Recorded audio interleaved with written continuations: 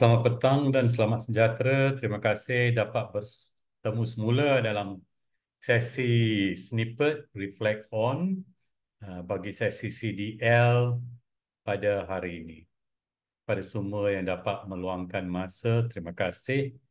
Dan juga kepada kru teknikal kita yang sentiasa menyokong, terima kasih di atas kerjasama anda. Tuan-tuan dan puan-puan, dalam banyak-banyak tajuk yang kita pilih, hari ini saya pilih tajuk Happiness at Work, iaitu gembira di tempat kerja. Sememangnya, separuh daripada hidup kita adalah di tempat kerja. Mungkin tempat kerja yang berbeza. Kalau seorang guru ada yang pernah bertugas di beberapa buah sekolah.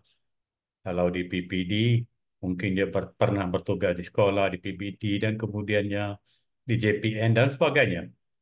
Maka setiap tempat kerja kita tu ada uh, keunikan dia tersendiri. So, bagaimana, apakah yang dimaksudkan dengan happiness at work? Apakah ciri-ciri yang mewakili happiness at work? Bagaimana kita bangun pagi itu, kita rasa kita nak ke tempat kerja kita. Kita tidak rasa kecil hati atau rasa uh, macam tak nak pergi kerja. So, tuan-tuan dan puan-puan, mari kita lihat slide yang pertama. So, ada juga banyak penulisan tentang bagaimana kita nak selesa di tempat kerja. How to enjoy your life and your job, how to stop worrying and start living yang ditulis oleh Dale Carnegie. So, tuan-tuan dan puan-puan, apakah sebenarnya ciri-ciri atau what is happiness at work? Apakah ciri-ciri kegembiraan di tempat kerja? Yang pertama, perasaan positif dan selesa di tempat kerja. Sekarang ni selalu kadang-kala kita dengar orang sebut, oh, tempat kerja saya ni toksik. Kenapa berlakunya perkara itu? Mungkin ada banyak sebab dia. Setiap satu-satu tempat kerja itu, dia boleh merupakan kita dapat persekitaran yang toksik kerana ada yang melanggar etika, tidak ikut etika, tidak ikut profesionalisme, tidak ikut norma masyarakat, tidak ikut lunas-lunas dan ada aja cara, ada yang mementingkan diri sendiri dan sebagainya. So, bila tempat kerja sejauh yang boleh kita nak perasaan positif dan selesa di tempat kerja.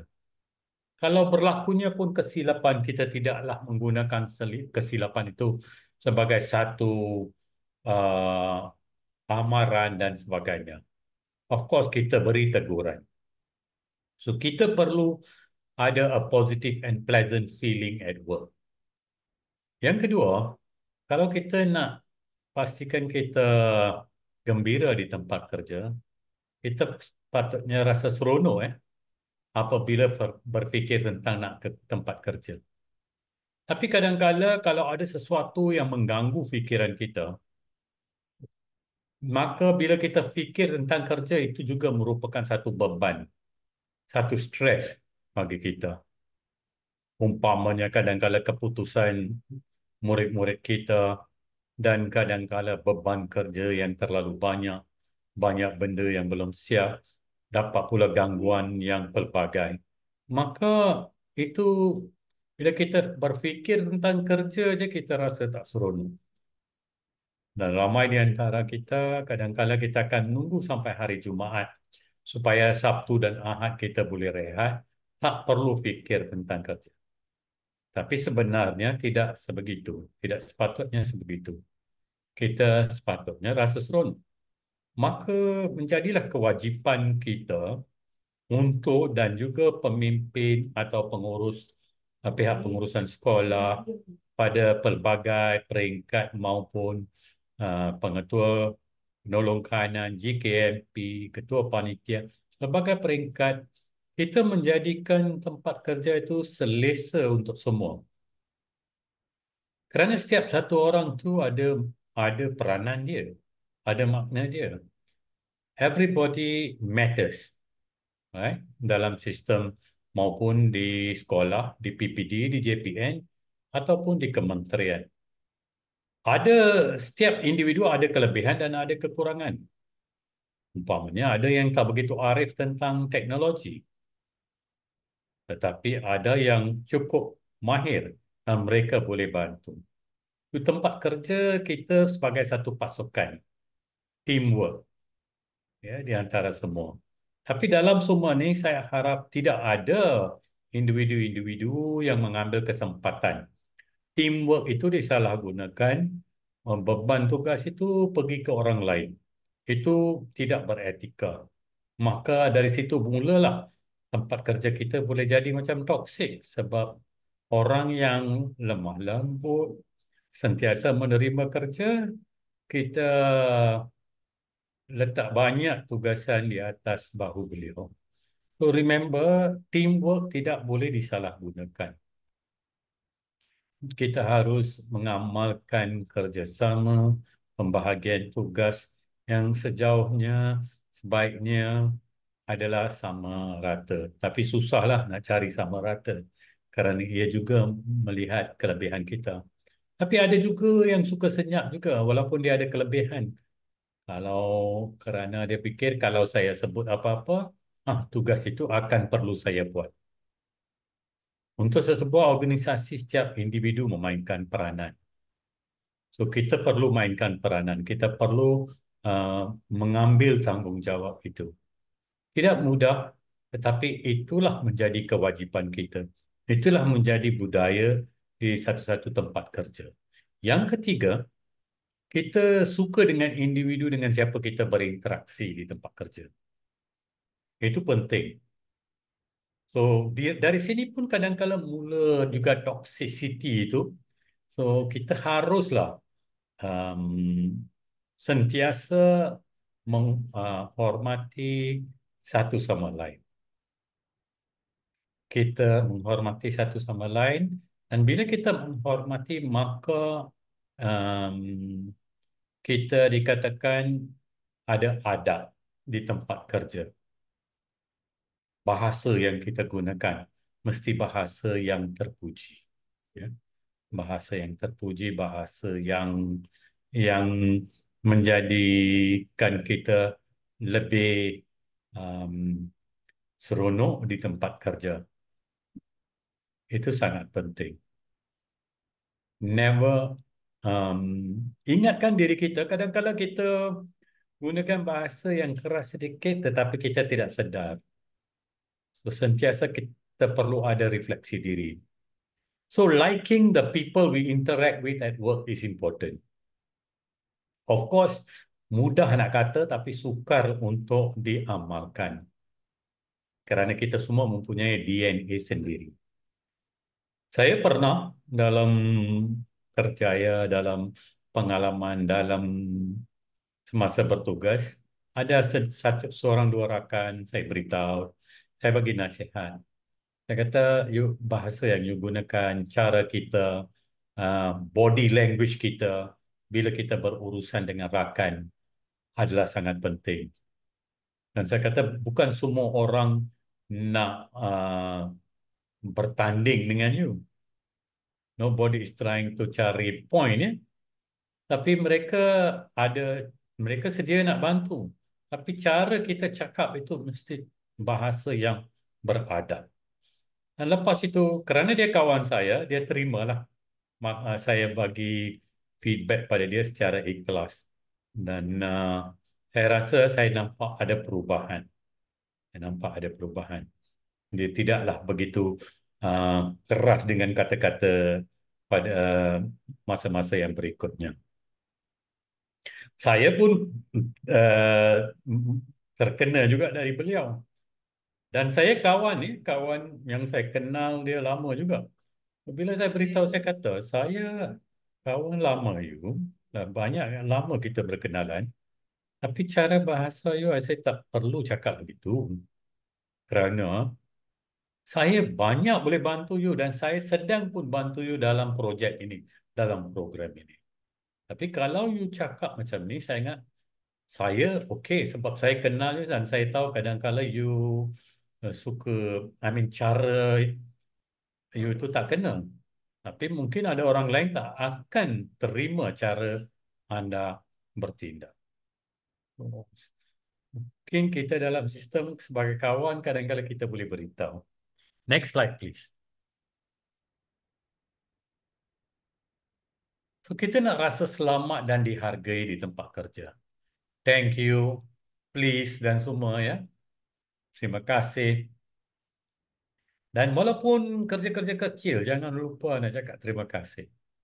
Setiap individu perlu dihargai. Tak kira lah tukang sapu di sekolah, pembersih di sekolah. Everyone must be appreciated. Everyone likes to be appreciated di tempat kerja. Dan rasa selamat daripada apa-apa ancaman. Tempat kerja kita di sekolah, di PPD, ialah bukan macam di factory dan sebagainya. Di kilang lebih banyak cabaran dia. Tapi kita rasa selamat bahawa kita tidak akan uh, keselamatan ni juga dari segi keselamatan emosi kita ya. Tidak akan terganggu, tidak akan selalu kita kena bully juga di tempat kerja. Pernah berlaku juga perkara-perkara ini. So we want macam poster di sebelah kanan ni saya rasa patut di uh, cetak dan letak di tempat kerja kita. So feeling safe and appreciated at the workplace is important. Bukan saja di antara pihak pengurusan dan subordinate, tetapi di antara rakan sekerja. Yang kelima, kita kaitkan ya, kita datang kerja tu ada makna dia. Kita ada hala tuju dia, kita ada matlamat dia, kita ada objektif dia. Dan ada nilai dengan kerja tugas yang kita buat. Dan kita rasa bukan saja seronok, tapi kita ada satu kepuasan di tempat kerja.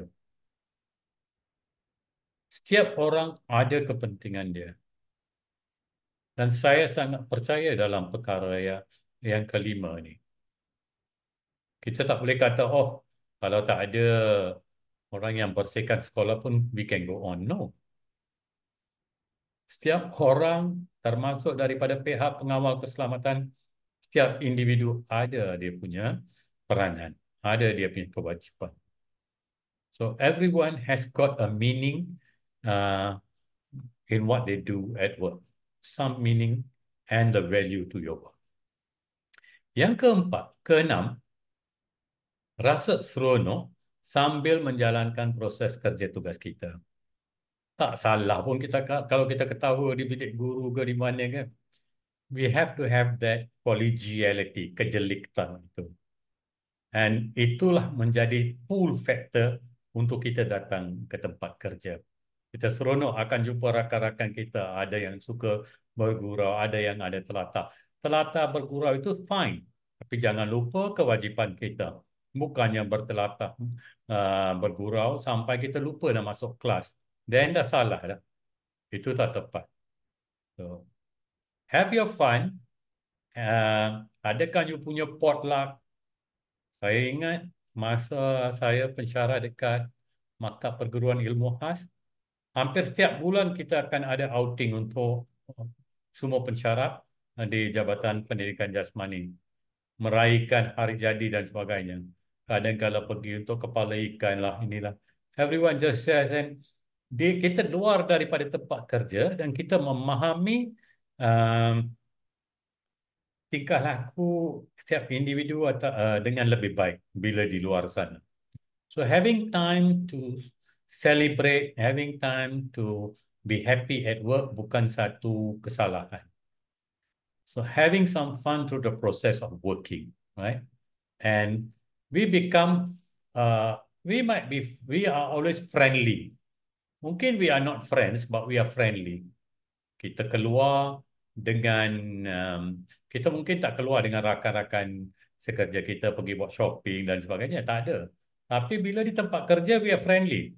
Orang yang mudah didekati.